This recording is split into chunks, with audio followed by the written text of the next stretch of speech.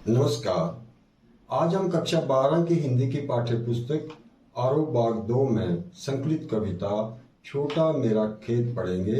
इसके कवि उमा शंकर जोशी हैं। इस कविता में खेती के रूपक में कविता कर्म को या कवि कर्म को बांधने का प्रयास किया गया है। कवि को लगता है कि उसका जो कागज का पन्ना जिस पर वह कविता रचता है वह उसे उस चौकोर खेत की तरह लगता है जिसमें किसान अपनी खेती करता है। अब इसको हम पढ़ते हैं। तो पहले इसकी पंक्तियां पढ़ते हैं। छोटा मेरा खेत चौकोना, कागज का एक पन्ना, कोई अंधड़ कहीं से आया, क्षण का बीज वहां बोया गया। कल्पना के रसायनों को पी, बीज गल गया निशेष, शब्द के अंकुर फूटे, पल्लव पुष्पों से नमित हुआ विशेष। कवि कहता है कि जो उसका कर्म है यानी कविता लिखने का जो काम है वो किसान के समान है। कविता में खेती के रूप को अर्थात बीज बोने, अंकुरित होने, उसके फलने, पकने, काटने का वर्णन करते हुए कवि कहता है कि कविता की रचना भी ठीक किसान की खेती की तरह ही होती है। देखिए, छोटा मेरा खेत चौकोना, चौकोना का अर्थ है चार कोनों वाला अर्थात चौकोर। कवि कहता है कि मैं भी एक प्रकार से किसान हूं। मेरे लिए कागज का एक पन्ना, कागज का एक पन्ना छोटे से चौकोर खेत के समान ही है। किसान खेत में फसल उगाता है, मैं पन्ने पर कविताएं रचता हूं।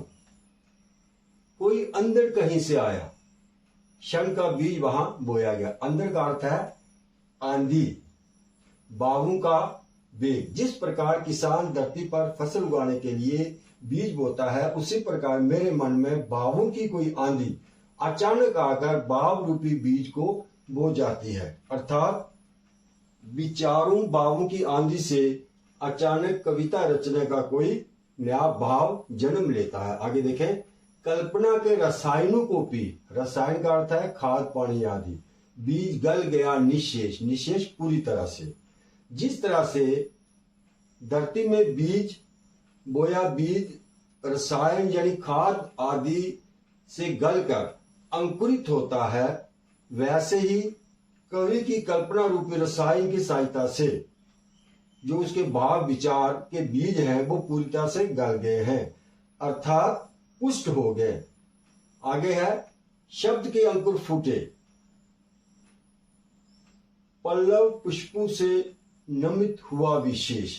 पल्लव का अर्थ है नए कोमल पत्ते, पुष्पों, फूलों, नमित होता है झुका हुआ। अब उन भावों के बीजों से अंकुर फूट पड़े हैं।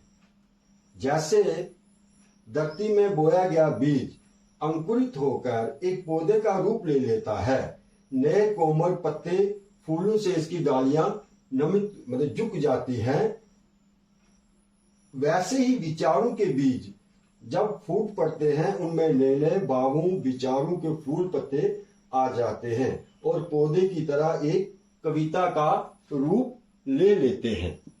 तो आगे की पंक्तियां हैं। झूमने लगे फल, रस अलौकिक, अमृत धाराएं फूटती, रोपाई क्षण की, कटाई अनंतता की, लुटते रहने से जरा भी नहीं कम होती, रस का अक्षय पात्र सदा का, छोटा मेरा खेत चौकोना।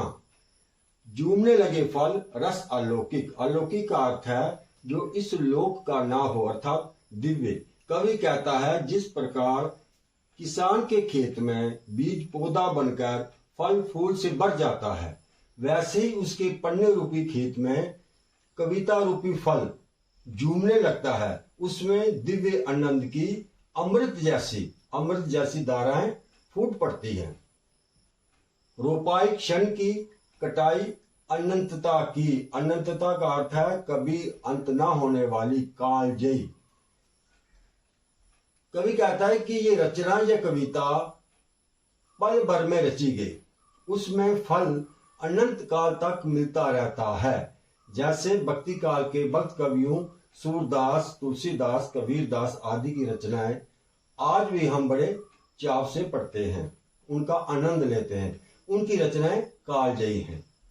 आगे, लुटते रहने से जरा भी नहीं कम होती, रस का अक्षय पात्र सदा का, छोटा मेरा खेत जो कोना।